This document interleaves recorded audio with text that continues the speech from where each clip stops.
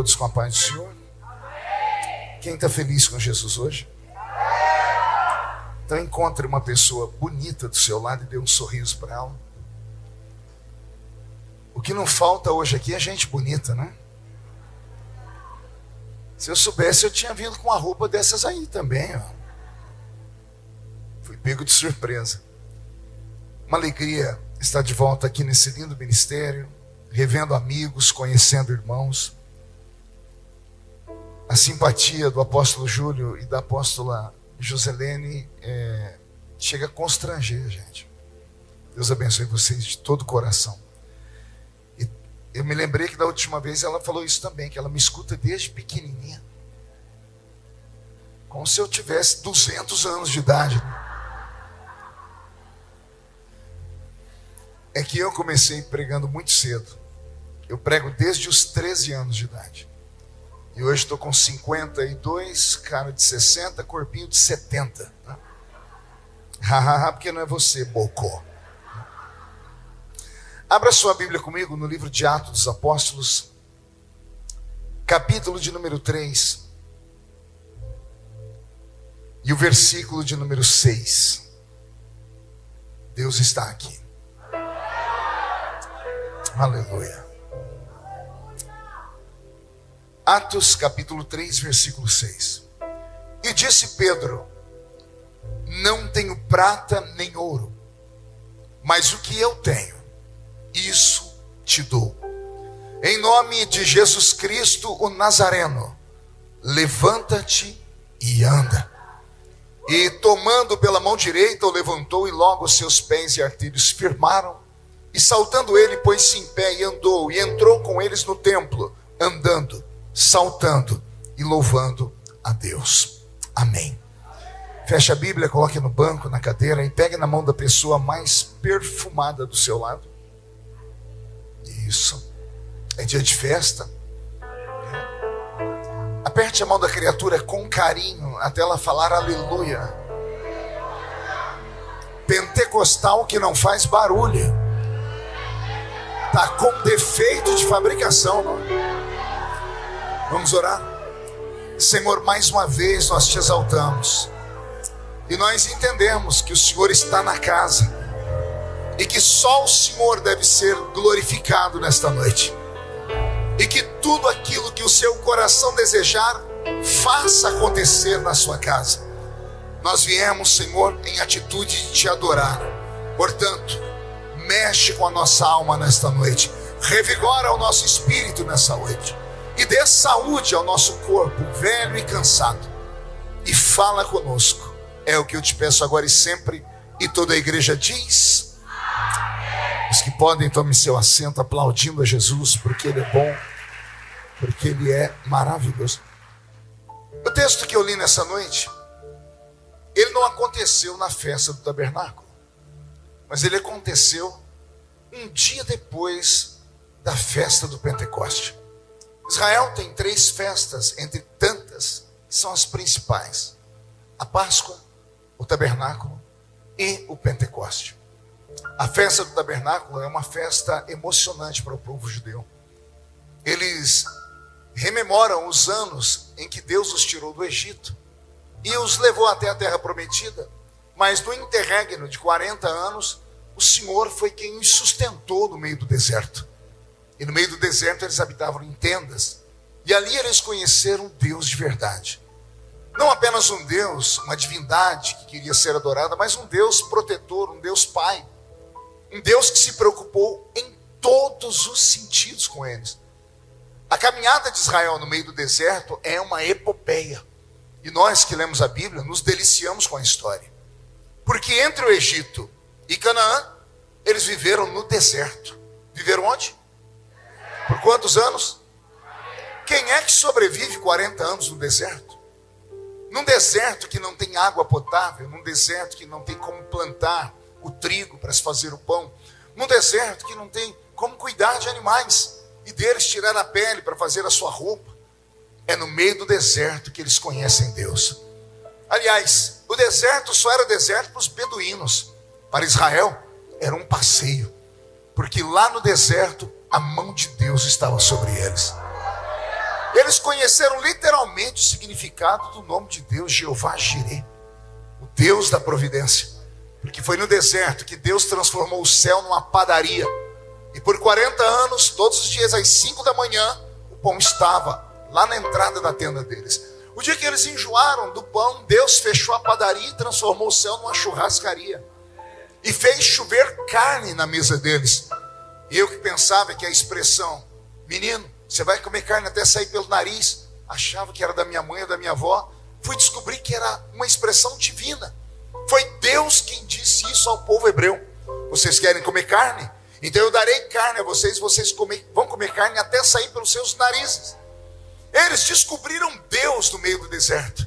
Viram um Deus que se preocupou com a roupa deles, porque a minha Bíblia diz que a roupa deles não envelhecia, o sapato não furava. Foi a primeira e única vez na história do mundo que por 40 anos os homens tiveram paz.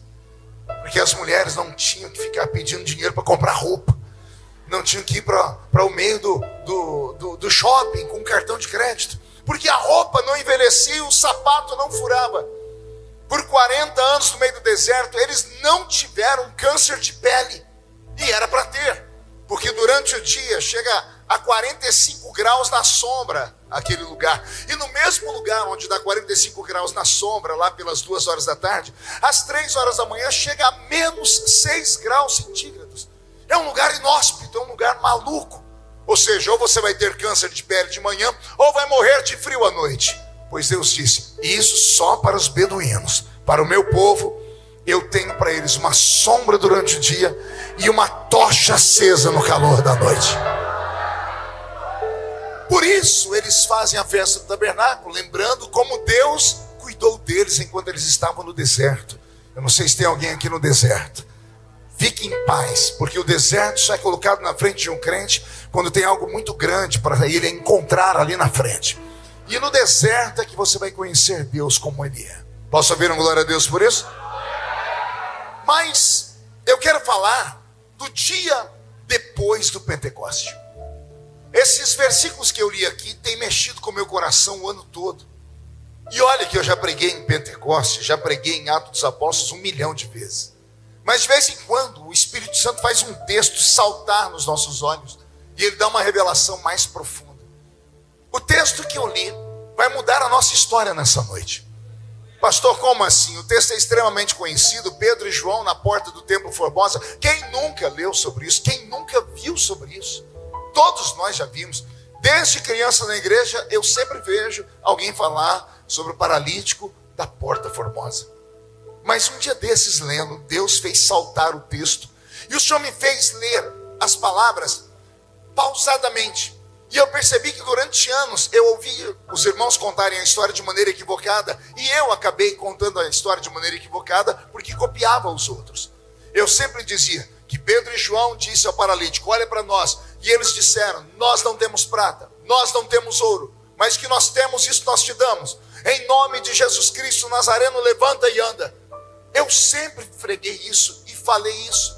E eu acabei ouvindo isso. Mas o texto não está no plural. Estava assim, Pedro e João. Mas somente Pedro disse, eu não tenho. Não foi Pedro e João, foi apenas Pedro. E quando eu comecei a ler isso, eu falei, o que aconteceu? Por que só Pedro invocou essa autoridade? Conhecendo a história dos hebreus e um pouquinho da história dos discípulos de Jesus, você vai saber que João e Pedro eram sócios em uma embarcação. Eles cresceram juntos, trabalharam juntos e eram homens extremamente simplórios. Se você ler por acaso o capítulo 4 de Atos dos Apóstolos, você vai descobrir algo que poucas pessoas sabem, que Pedro e João eram analfabetos. Alguém sabia disso aqui? Pastor, mas eles escreveram vários livros da Bíblia. Eu teria que ter aqui mais 2 horas para contar sobre as escritas desse livro. Teria que ter tempo para te dizer que João, um apóstolo, ele aprendeu a ler e escrever depois de 90 anos de idade. Depois de ter sido jogado na ilha de Patmos e lá ouvindo a voz de Jesus dizendo, tudo que você vê, escreve em um livro. Olha só, o Senhor dizendo, tudo que você vê, escreve em um livro. Como é que ele ia escrever se ele era analfabeto? João saiu dali de Patmos, foi lá para a terra de Éfeso, a cidade de Éfeso, entrou numa escola, aprendeu a ler, aprendeu a escrever, e aí então deixou para nós as pérolas literárias dele. Nós temos aqui o livro que antecede Atos dos Apóstolos, que é o seu livro, o Evangelho de João, temos as suas cartas e o Apocalipse. Mas isso de um velho no alto dos seus 90 anos. Já Pedro nunca aprendeu a ler nem escrever. No capítulo 4 de Atos dos Apóstolos, depois que ouviram Pedro pregar, os eruditos que ali estavam disseram: não são, pois, esses homens iletrados? Como, pois, os ouvimos falar com tanta eloquência? Como, pois, os ouvimos falar com tanta garra, com tanta gana, com tanta maestria? Essa é a interpretação. Então, quando eu leio o capítulo 3 de Atos dos Apóstolos, eu percebo que houve uma mudança na vida de um dos dois. Não foi João e Pedro, os dois não estavam no mesmo nível de fé. Os dois estavam entrando no templo. Como eu disse, eles eram sócios. Todos os anos, eles entravam naquela igreja. Todos os anos. Eu estou lendo aqui meu pastor, que me deu um quadro de presente, e a minha memória está ruim, que eu não consigo lembrar o nome dele. Como é que é o nome do pastor Roberto? Não, eu queria ver se o Roberto lembrava. Você lembrou porque você escutou a irmã falar. Larga a mão de você. Esse Roberto. É Marcos, né? Marcos Roberto. Oh, meu Deus. Tem os dois, é a dupla em um aqui. Prazer revê-lo, viu, pastor? O senhor e sua esposa. Então, voltando. Pedro e João entravam naquele templo todos os anos. Todos os anos, após a festa da Páscoa, eles iam naquele templo depois da festa do Pentecoste para fazer duas coisas. Ou agradecer a Deus, porque o ano tinha sido próspero, ou pedir perdão a Deus pelo ano ter sido um ano de miséria. Era isso, todos os anos. Todos os anos eles entravam pela mesma porta. Por isso que a Bíblia Sagrada faz questão de dizer que a porta era a porta formosa. Haviam 12 portas. Por que a Bíblia Sagrada faz questão de dizer o nome da porta? Porque aquele paralítico não era o único paralítico daquela igreja. Em cada porta ficava um necessitado, um desvalido, alguém com uma necessidade especial. Essas pessoas que ficavam nessas portas vinham de famílias estabelecidas, de classe média. Essas pessoas tinham amparo do governo. E o governo dava a eles uma espécie de alvará. E com o alvará, eles podiam pedir esmolas dentro de Jerusalém, quando a porta da cidade abria às 6 da manhã, e tinham que sair antes das 6 da tarde. Todos iam morar no Vale dos Rejeitados. Porque para os judeus, qualquer pessoa que tivesse algum tipo de anomalia física, estava aquela doença atrelada a um pecado na família. Vocês devem lembrar de alguém perguntando para Jesus: quem pecou, mestre? Ele ou os pais dele? Ainda bem que perguntaram, porque Jesus vai desmistificar isso dizendo: nem ele pecou, nem os seus pais pecaram. Isso aconteceu na vida dele para que o nome do Senhor fosse nele glorificado. Então, Pedro e João entravam sempre por aquela porta, sempre olhavam para aquele mesmo paralítico. Todos os anos o paralítico sentado na porta estendia a mão e dizia: me dá uma esmola. E todos os anos, ou eles davam a esmola, ou eles diziam shalom, ou eles diziam qualquer outra coisa. Mas nesse dia em especial, a minha Bíblia Sagrada diz que quando o paralítico estendeu a mão e pediu esmola, Pedro falou assim: olha para nós. Pedro falou o quê? Mas eu vou pedir para a irmã que está mexendo aqui na bandeja para a senhora sentar um pouquinho, tá bom? É que a senhora não vê, está andando aqui, eu estou vendo os olhos de todo mundo te olhando. É a roupa, né? Essa roupa cor de uva bonita, né? E eu estou com esse trapo velho, né? Se eu soubesse, tinha vindo com a roupa bonita desse jeito, né? Voltando. Então, quando Pedro e João entraram por estavam subindo a escadaria, a Bíblia diz que o paralítico estendeu a mão e pediu uma esmola para eles. Ninguém pede esmola de cabeça baixa. Ele era paralítico, não era cego. Então ele estendeu a mão e disse: dá uma esmola para nós. Ele já está olhando para eles. Mas Pedro diz assim: olha para nós. Por que Pedro disse olha para nós? Quem escreveu Atos dos Apóstolos? Foi o médico Lucas.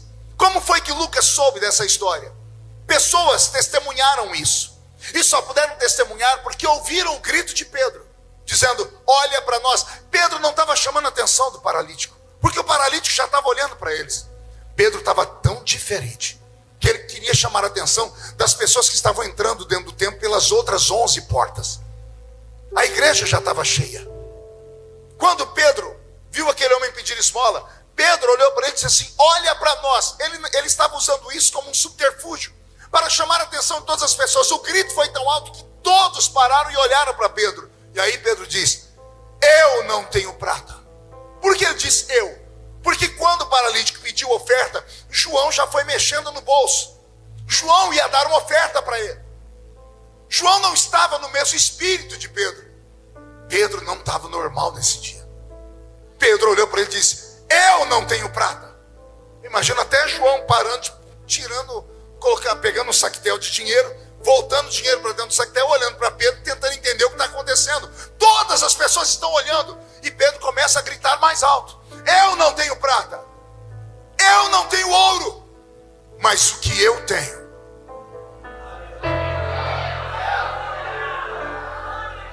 o que eu tenho, isso eu te dou.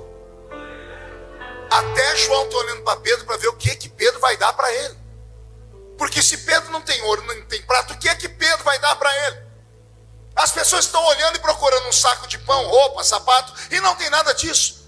Então Pedro diz: em nome de Jesus Cristo o Nazareno, levanta-te e anda.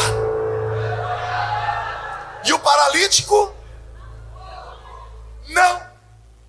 Fiz de propósito essa pergunta, porque eu também li a vida inteira, escutei todo mundo falando que Pedro, ao dizer para ele: em nome de Jesus Cristo, levanta e anda, o paralítico levantou. O paralítico não levantou. Está escrito.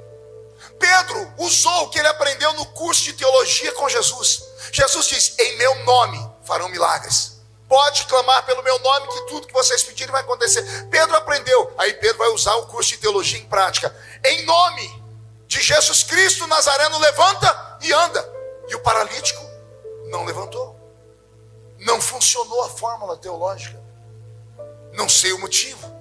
Talvez o nome só funcione no ouvido daquele que já ouviu falar alguma coisa, que foi tocado por ele. Eu sei que o paralítico sentado estava sentado, ficou. Você quer imaginar comigo o que aconteceu naquele lampejo de segundos, quando todo mundo está em silêncio, todo mundo olhando para Pedro, João olhando para Pedro, o paralítico olhando para Pedro, e Pedro dizendo: levanta e anda, e o paralítico não levanta. Vocês podem imaginar o que aconteceu com o coração de Pedro e a mente dele naquela hora? O diabo indo lá no ouvido dele dizendo assim: você achou mesmo que o Nazareno ia te dar um ministério, Pedro? Depois de tudo que você fez? Alguém se lembra do Pedro dos Evangelhos? Porque o Pedro dos Evangelhos não é o Pedro de Atos dos Apóstolos. O Pedro dos Evangelhos afunda nas águas. O Pedro dos Evangelhos arranca a orelha de um soldado. Veja só, Jesus está amarrado, cuspido, ele está esbofeteado, e ele, com toda essa humilhação, ainda tem que se inclinar na terra e pegar uma orelha para colar na cabeça de um soldado e olhar para Pedro e dizer: se eu precisasse da sua ajuda, eu teria pedido. E se eu precisasse, eu teria falado com o meu pai. O meu pai mandaria legiões de anjos aqui para me socorrer. O Pedro dos Evangelhos era o discípulo mais corrigido por Jesus. Por quê? Porque era o que mais errava. E por que era o que mais errava? Porque era o que mais tentava acertar. O ímpeto dele destacava ele, mas sempre em tom negativo. Alguém lembra do culto do lava-pés? O culto mais lindo que Jesus já fez, para mim o mais lindo que da última ceia. Porque ele, Deus, se ajoelha na frente da criatura. E ele coloca 12 tronos de honra, e coloca 12 seres humanos sentados. E ele vai lavar o pé deles, a parte mais suja do corpo. Ele, Deus, ajoelhado na frente da criatura. Não há nada mais lindo do que isso. Pois Pedro conseguiu acabar com a pureza do culto. Quando Jesus foi tocar no pé dele, Pedro escondeu os 2 pés. Jesus teve que parar e falar: por que você está fazendo isso? E ele dizendo: nos meus pés o Senhor não toca. Aí Jesus falou com ele bem sério: se eu não lavar os seus pés, você não tem parte comigo. Pedro, envergonhado, esticou um pé, esticou o outro. Quando Jesus foi lavar os pés dele, Pedro esticou os 2 braços. Jesus olhou e disse: eu falei que vou lavar os pés, por que você está estendendo as mãos? Já que o Senhor vai lavar, não lava só os pés, lava as mãos, o braço, me dá um banho, porque eu sou sujo por completo. Eu vou falar algumas coisas sobre Pedro, eu espero que ninguém se escandalize aqui. Pedro é aquele discípulo que Jesus um dia teve que chamar ele num canto, para que os outros não ouvissem, e acabaram ouvindo e acabaram escrevendo aqueles fofoqueiros. Jesus disse assim: Pedro, o diabo vem pedindo a sua alma, ele quer cirandar com você. Mesmo Pedro tendo ouvido, Pedro não vigiou. Daqui a pouco vai Jesus olhar para Pedro, contar para ele que está chegando a hora dele morrer. Aí Pedro levanta e diz: tem pena de ti mesmo. Aí Jesus olha para Pedro e diz: para trás de mim. Quem? Oh meu Deus. Satanás estava onde? Quem está falando com Jesus é Satanás? É Pedro, não é? É Pedro que está falando, é o som da voz dele. Aí Jesus olha para Pedro e não chama ele de Pedro. Jesus diz: para trás de mim, Satanás. Quem estava dentro de Pedro não era Zé Pilintra, Exu Caveira, Tranca-Rua, não era a Maria Padilha, não era a Pombagira, esses demôniozinhos que frequentam os nossos cultos de vez em quando.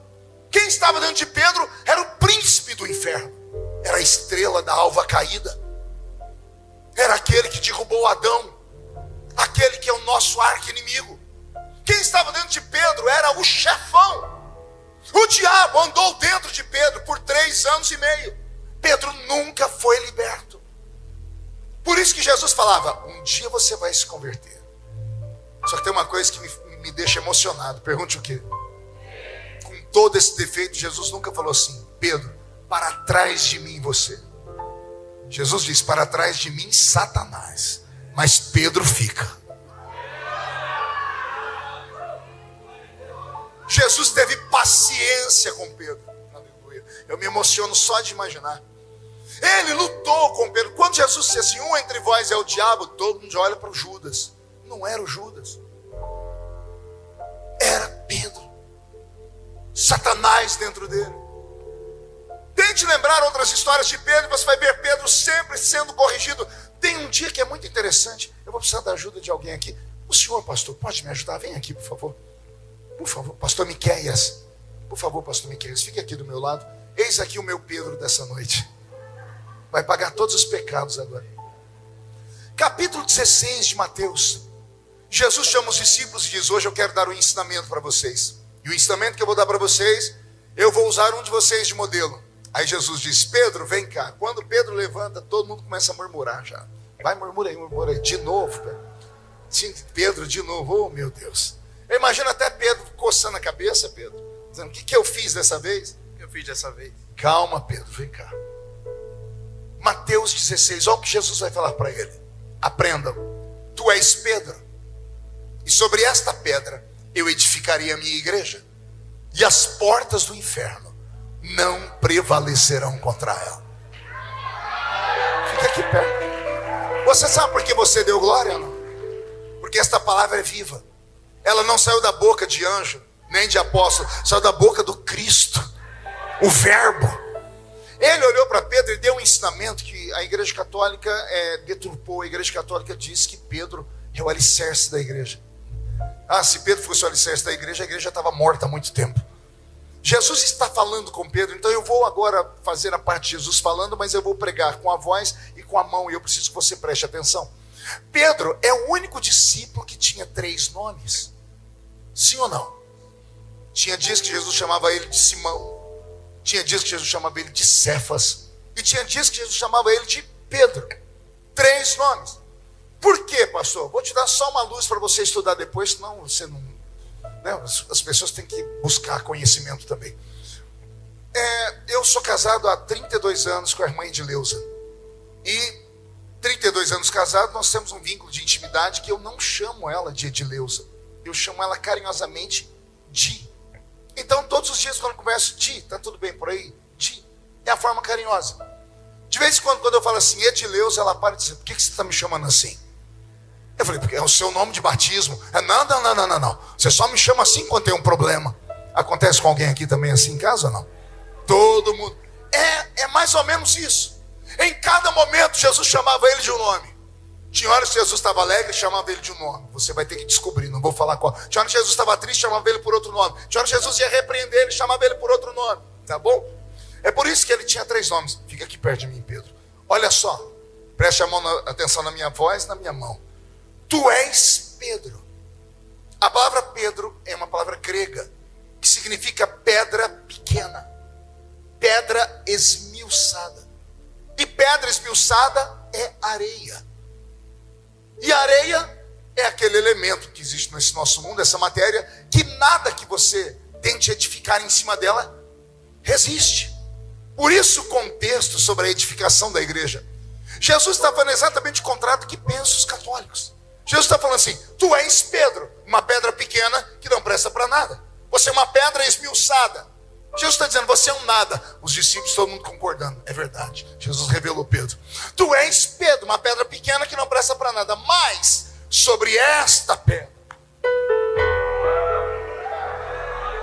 Entendeu aí ou não? É Jesus falando, tu és uma pedra pequena que não presta para nada. Mas sobre esta rocha, a pedra de esquina, a pedra angular, a rocha de Meribá, que para os desavisados está aqui nessa noite, servindo água para aquele que tem sede, a rocha do deserto. Chega mais perto, você está fugindo de mim, Pedro, fica aqui. Tu és Pedro, tu és uma pedra pequena que não presta para nada, mas sobre esta pedra eu edificarei, porque sobre a areia não dá para edificar nada. Sobre você eu não consigo alicerçar nada, mas sobre esta rocha eu edificarei. Por favor, não se escandalize. Eu edificarei a minha igreja. Pedro não é o alicerce, Pedro é a igreja. E quando o diabo ouviu no inferno que Pedro era a igreja, disse, então acabou a igreja, porque eu cirando com ele, eu habito dentro dele, ele está possesso por mim, eu faço ele errar toda hora. O diabo vai dar um grito do inferno e dizer, se ele é a igreja, eu acabo com ele. Aí Jesus diz, porém, as portas do inferno. Quer tocar em Pedro, Satanás? Tem que passar por cima de mim primeiro. Porque as portas do inferno não prevalecerão contra ela.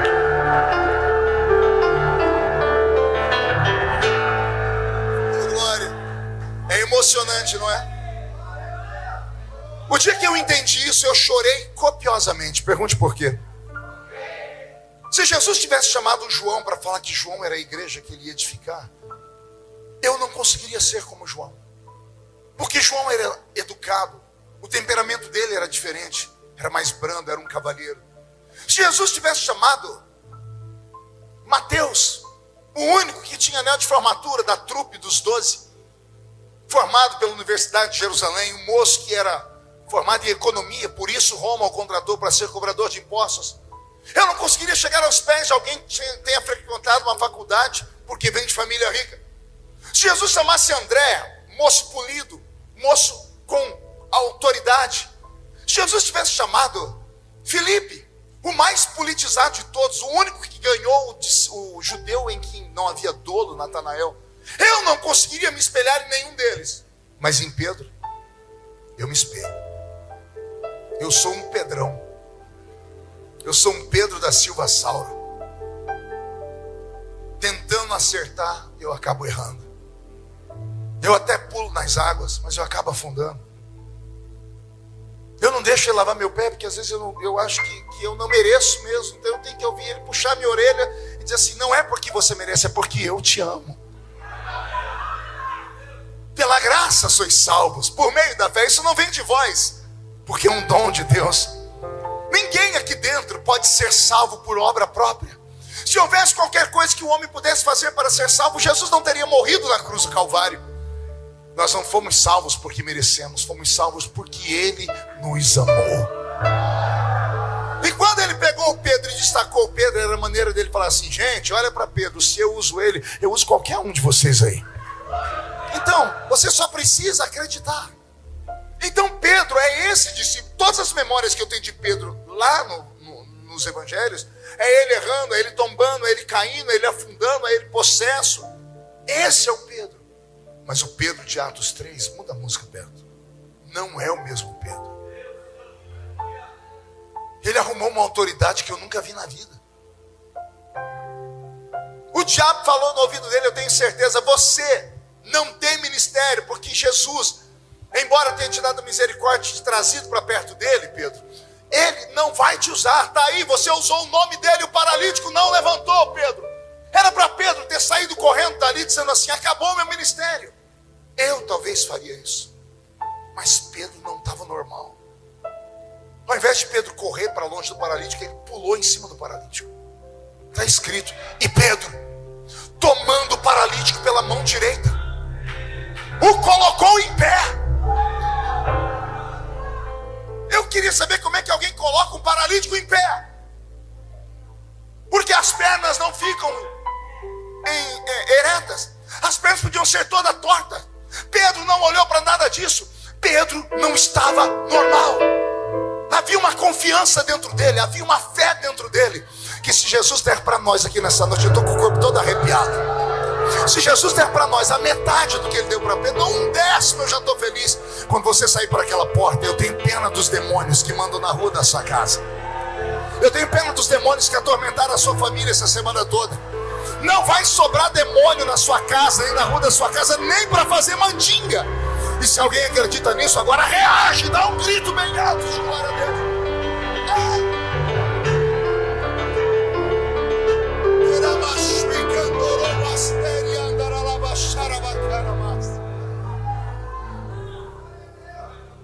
Pedro agarrou o paralítico pela mão.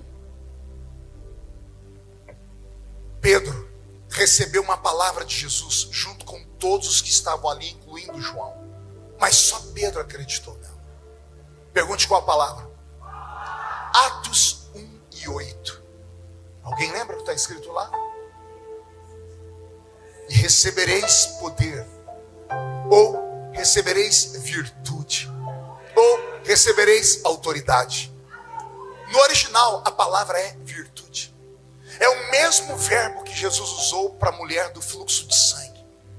Alguém lembra? Jesus estava andando, Jesus parou e disse, quem me tocou? Pedro perguntou, todo mundo te tocou? As multidões te oprimem. Jesus disse, não, alguém me tocou diferente. Porque essa pessoa que me tocou, ela conseguiu atingir um nível de fé tão grande que ela sugou a minha energia. Ela sugou a minha virtude. Essa pessoa agiu como uma esponja seca. Quando você passa ela num lugar que está muito molhado, ela absorve. A palavra que Jesus está usando para a mulher é isso. Alguém me tocou, alguém absorveu a minha virtude, alguém pegou a unção que estava dentro de mim com a mão. Alguém me tocou. A mesma palavra virtude da mulher é a palavra que Jesus diz assim, vocês vão receber virtude. Aí quando você pega essa palavra na língua grega, a palavra para virtude é dunamis. Diga comigo, dunamis. A palavra dunamis, transliterada para a nossa língua portuguesa, é dínamo. Da palavra dínamo vem a palavra dinamite. Uma irmã entendeu.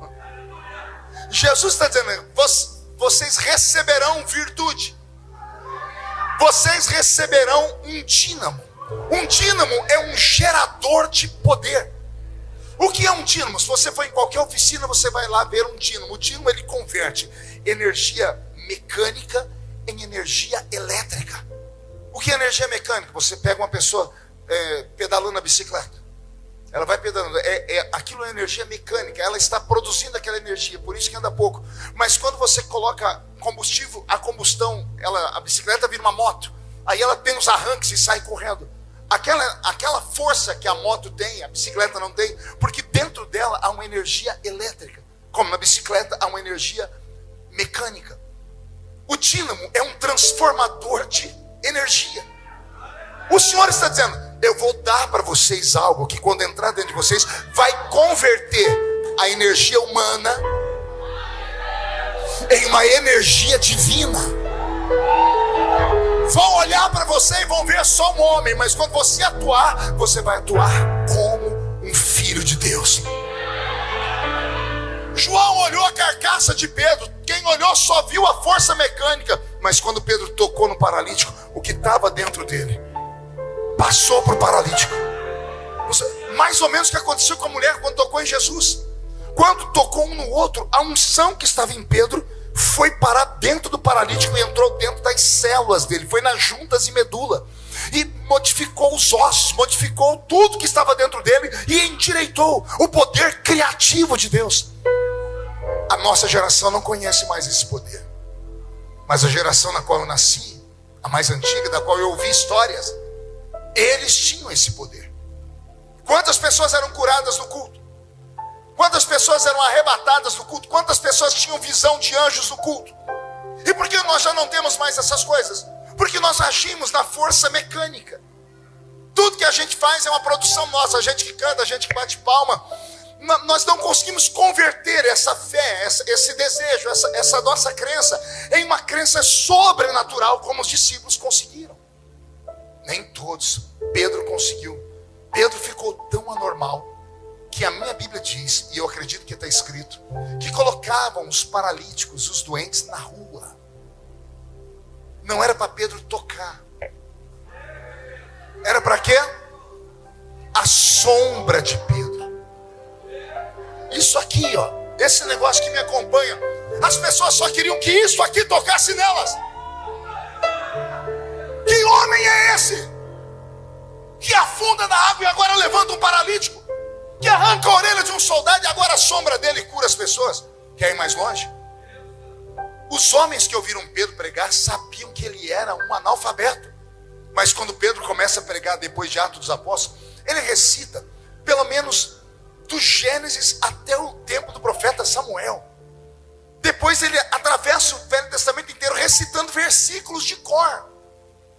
Como um homem analfabeto recita os versículos de cor sem nunca ter lido. E não é só recitar, é usar a argumentação. Por isso disseram, são iletrados. Como, pois, os ouvimos falar com tanta audácia? Aconteceu algo com Pedro. E o meu desejo é que aconteça com você também. Tudo aconteceu no dia anterior. E foi mais ou menos assim. Estavam todos reunidos no mesmo lugar. Quando de repente veio do céu um som, como de um vento forte e impetuoso, que encheu a casa onde estavam assentados. Foram vistos por eles línguas repartidas como que de fogo, as quais pousaram sobre cada um deles. E todos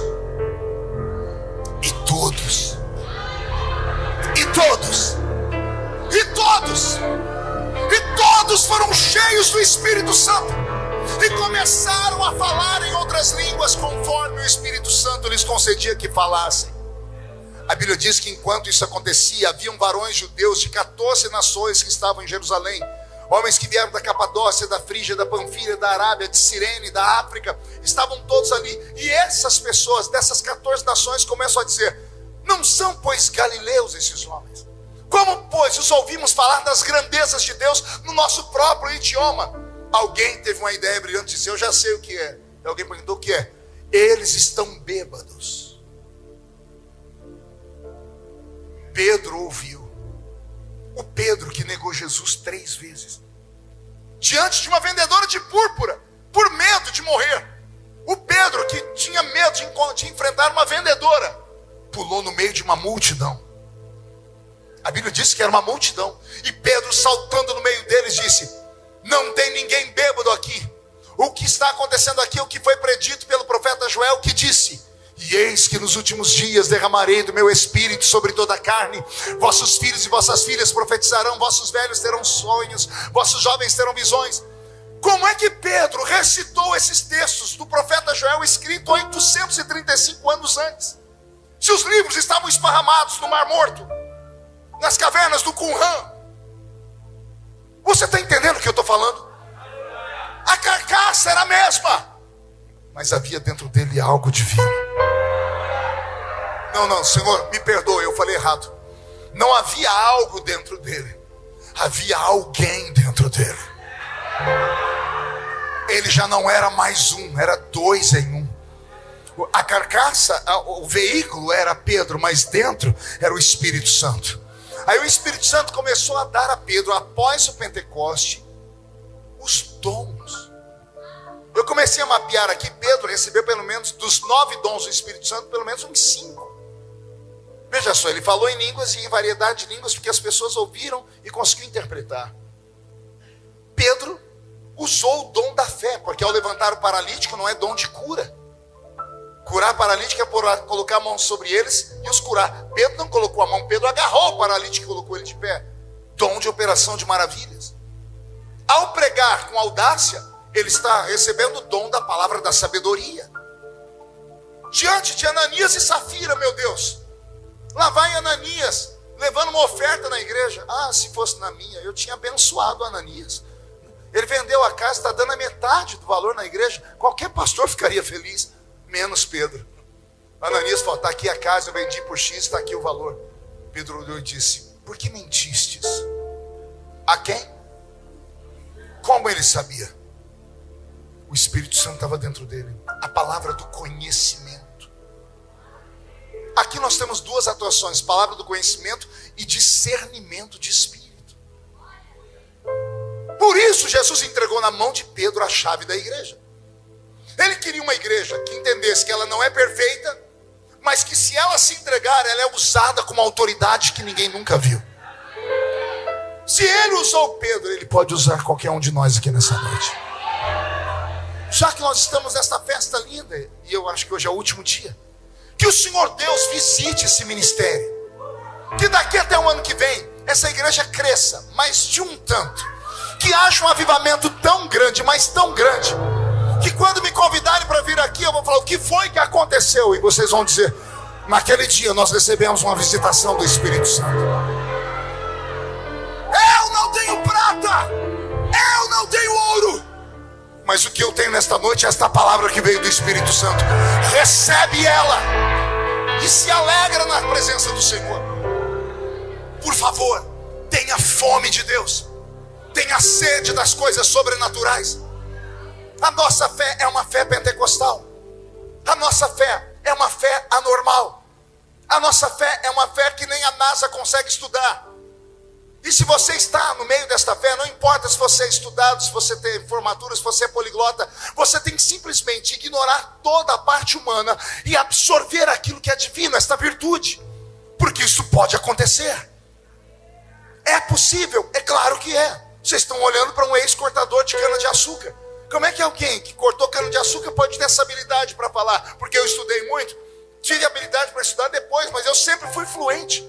Depois que eu conheci Jesus, fui batizado com o Espírito Santo, de drogado, o Senhor me deu conhecimento e sabedoria. Porque os meus velhos pais na fé, que só tinham 2 dentes na boca, o zagueiro e o atacante, viviam falando para mim, busca que ele dá. Quem pede, recebe. Quem bate, a porta abre. A alegria da minha vida, e quem me acompanha nas mídias sociais deve estar vendo as historinhas que eu conto todo dia. Alguém me acompanha aqui? Todos os dias eu conto um testemunho.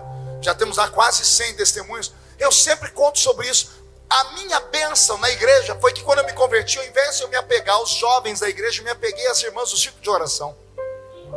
Talvez pela ausência da minha mãe, elas me adotaram, e eu carente, eu fui andar do lado daquelas velhas. Aquelas velhas que não sabiam ler, não sabiam escrever, mas também não sabiam andar de pé, só andavam de joelho, ajoelhada. Oravam 10 horas, 11 horas por dia. Elas me ensinaram a crer que o que está escrito aqui é real e que Deus é verdadeiro, e que num culto como esse, se ele encontrar alguém que acredita, Deus tomará esta pessoa na mão dele e dará a esta pessoa um ministério que a terra ainda não viu. Alguém se candidata? Alguém gostaria de ser? Então reage, pelo amor de Deus.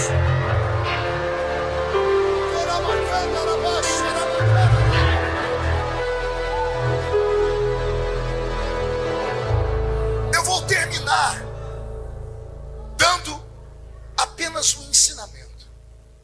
O batismo com o Espírito Santo é uma chave.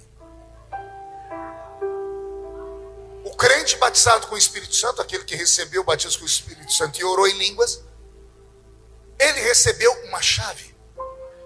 Uma chave que em certos momentos do culto, ou em casa, ou à noite orando, ele recebe de Deus a oportunidade de acessar um outro nível de existência. Paulo diz que o culto começa na terra, mas ele termina nas regiões celestiais.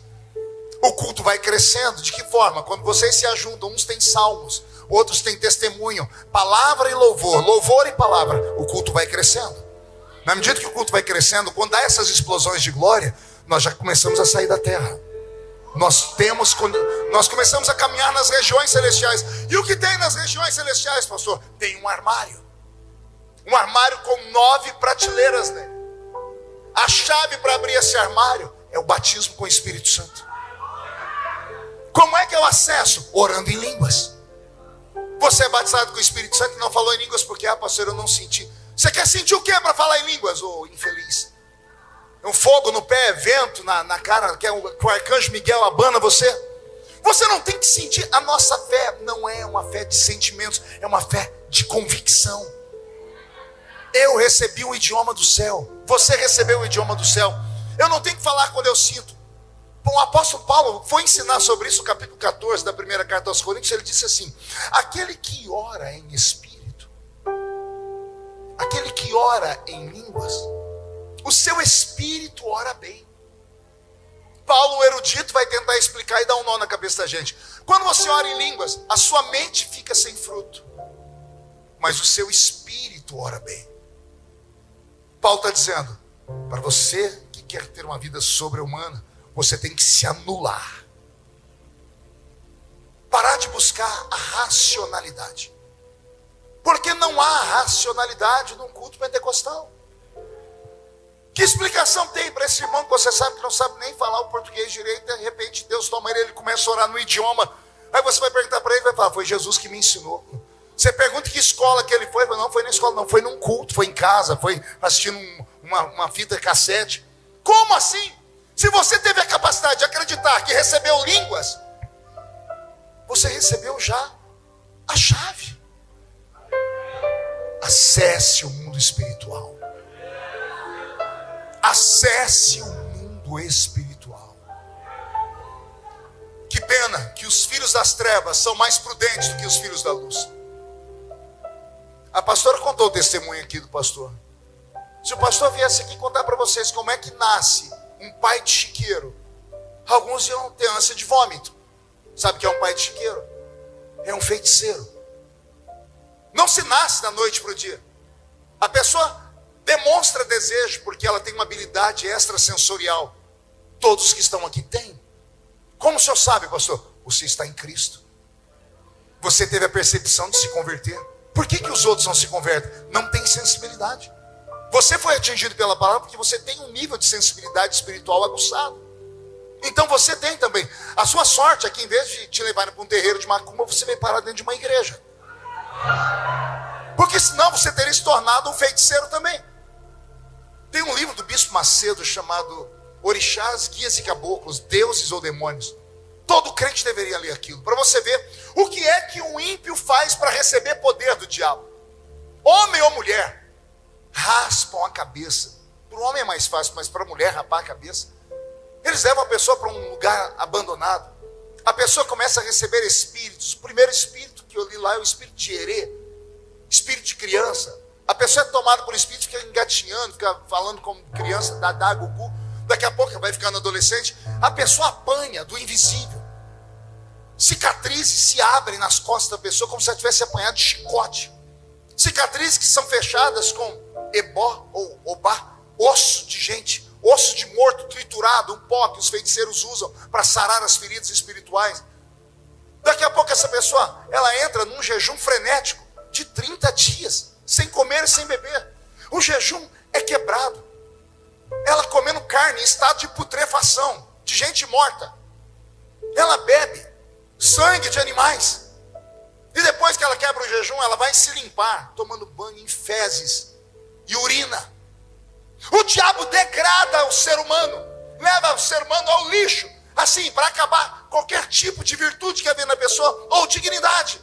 Aí depois que a pessoa faz tudo isso, aí a pessoa está pronta. Você fez cabeça. Aí nasce uma feiticeira. Aí nasce um feiticeiro. Aí nasce um cartomante. Aí nasce uma pessoa que faz coisas que os nossos olhos até duvidam. Aí nasce um Dr. Fritz, que eu cheguei a assistir as cirurgias dele, que o Jornal Nacional e o Fantástico colocavam, na década de 80. um homem possuído por um espírito com um bisturi, rasgava o corpo das pessoas na frente das câmeras. As pessoas não sentiam dor, ele enfiava a mão lá dentro, arrancava um tumor e costurava de maneira invisível e sumia na frente da gente. Aqui, pertinho de vocês, teve o João de Deus. E outros mais. Como é que essas pessoas receberam? Leia a biografia delas. Elas pagaram um preço. Aí nós, pentecostais, que somos os originais. Nós somos originais. O poder que acontece lá, aquilo é imitação. Porque o sonho do diabo é ser Deus. Então, como ele tem poder, não diga que o diabo não tem poder, ele tem. O poder dele é limitado, mas ele tem poder. Então, ele também reparte o poder que ele tem, os poderes extrasensoriais, com as pessoas dele. Só que o nosso Deus tem todo o poder. O que um feiticeiro faz, um crente pode fazer 1000 vezes mais. Leia Atos, capítulo 19. Você vai ver Paulo em Éfeso. Ele encontrou feiticeiros pesados, porque o centro de Éfeso era tomado por idolatria e por feitiçaria pesada. Paulo foi desafiado pelos feiticeiros. E ele venceu os feiticeiros, que a Bíblia diz assim: e traziam para o centro da praça pública fórmulas e livros de encantamento para queimar. Por que queimaram as fórmulas de encantamento? Porque Paulo mostrou que o poder que estava nele era maior do que o poder que estava nos outros. Os crentes da Bíblia sabiam isso. Não foi esse o desafio de Elias? Vamos fazer um desafio aqui. O Deus que for Deus vai derramar fogo. Desde o Velho Testamento, todos os que trabalharam com Deus tinham poderes extrasensoriais. E isso não pode ter morrido. Não pode ter acabado com a geração que passou. Não pode ser algo exclusivo só do apóstolo Valdemiro. Não pode ser apenas o missionário R.R. Soares. Não é exclusividade deles. É para todos nós. É uma ordem. Marcos 16 e 15, ide por todo mundo, pregar o evangelho a toda criatura. Quem crer e for batizado será salvo, mas quem não crer será condenado. E estes sinais seguirão aos que crerem. Em meu nome expulsarão demônios, falarão novas línguas, pegarão nas serpentes. Se beberdes alguma coisa mortífera, não lhes fará mal algum. Porão a mão sobre os enfermos e os curarão. Está escrito. E por que nós não temos autoridade? É simples. A gente vem para a igreja como se estivesse entrando numa reunião do Lions Club, do Rotary Club ou da maçonaria. A gente vem, gosta da música, a gente gosta de uma piadinha. Os crentes hoje amam piadinha na igreja. É como se o púlpito tivesse virado um picadeiro. Os nossos velhos pais não faziam isso. Aliás, os velhos pais, nós achamos que cara feia era sinal de santidade, porque os crentes nem riam. Eles tinham esse lado deles, mas parece que isso dava a eles algum ganho. Eles não eram como nós, vaidosos, não tinham a beleza que nós tínhamos, mas eles tinham poder. Hoje nós temos ouro e prata, mas cadê o levanta e anda? Pegaram aí? Deus não mudou. Não pode ter mudado. O que é que está acontecendo, pastor? O erro está em nós. A falha está em nós. Também puderam. Eu estou pregando aqui já tem 40 minutos, acredite ou não. Tem pessoas que estão me olhando desde a hora que eu preguei e não abriram a boca para dar um glória a Deus até agora. Aí se você for falar com a pessoa, ela vai falar assim: eu não sou um crente menino. Eu sou um crente importante. Eu não falo mais qualquer coisa. Eu estou na igreja desde a época de Noé. Tenho conhecimento. Que pena que você pensa assim. Que pena que você que está numa igreja pentecostal e não teve a alegria de dar um pulo no banco. De dançar no espírito no meio da igreja. Eu entendo que você fica com o pé atrás quando você vê alguém meio maluquinho assim. Eu entendo que você nunca se perguntou, você tem medo. E tenha medo mesmo. Porque quando Deus chamou Ezequiel para entrar dentro do rio, era um rio, não era uma piscina. Porque a piscina você enxerga o fundo, o rio não tem como enxergar o fundo. Ezequiel ficou olhando, falando: não tem como entrar aí dentro. O Senhor disse: então eu entro e vou mapeando, você vem me seguindo. O anjo mediu 1000 côvados, entrou nas águas e Ezequiel entrou junto. Entrou porque confiou. Água pelos pés, depois água pelos joelhos, depois água pelos lombos, e depois era um rio que ele só tinha uma forma de atravessar, mergulhando dentro dele. Níveis de experiência com Deus. A maioria dos que estão aqui, quero crer, todos já têm água pelos pés, mas o Senhor quer te dar água pelos joelhos. Por quê? Porque quem tem água pelos pés consegue correr e fugir para onde for, mas quando a água bate aqui no joelho, a água te prende. Você tem que fazer um malabarismo para sair correndo. Aí se você entrar mais fundo, água pelos lombos, você não tem mais como sair. É a maneira de Deus dizer: quanto mais você vem para mim, mais eu te abraço. Quanto mais você se dedica, mais eu te dou. E vai chegar uma hora que você vai ter que mergulhar. Mergulhar.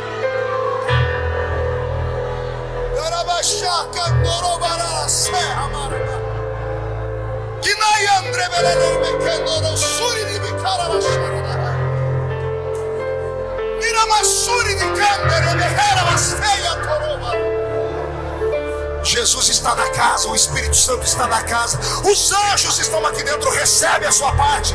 Os batizados com o Espírito Santo sejam renovados. Os que nunca receberam sejam batizados agora. Comece a adorar, comece a adorar. Ah, Senhor, que o segredo de Pedro seja revelado a todos nós. Fique de pé comigo, por gentileza.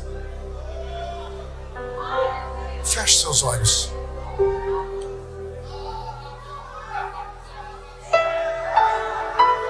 Senhor, nos leva para dentro de um oceano. Levante a mão direita para o céu comigo e diga em nome de Jesus: todos os demônios que roubaram a nossa percepção do mundo espiritual, que roubaram os dons, eu ordeno, venha para a palma da minha mão, feche a sua mão com autoridade e feche seus olhos. Aproveita e feche o guarda-chuva, porque eu queria ver isso aqui esquentar, Roberto, como os graus do sol. Eu vou contar até 3, nós vamos jogar no chão e você vai pisar em cima disso aí. É um ato profético. 1, você nunca mais será o mesmo. 1,5, sua família sentirá orgulho de você de novo. 2, quem viver verá para ver o que Deus fará na sua vida depois desses cultos. 2,5, um tempo de avivamento começa a se aproximar deste lugar. 3, jogue no chão, pise em cima.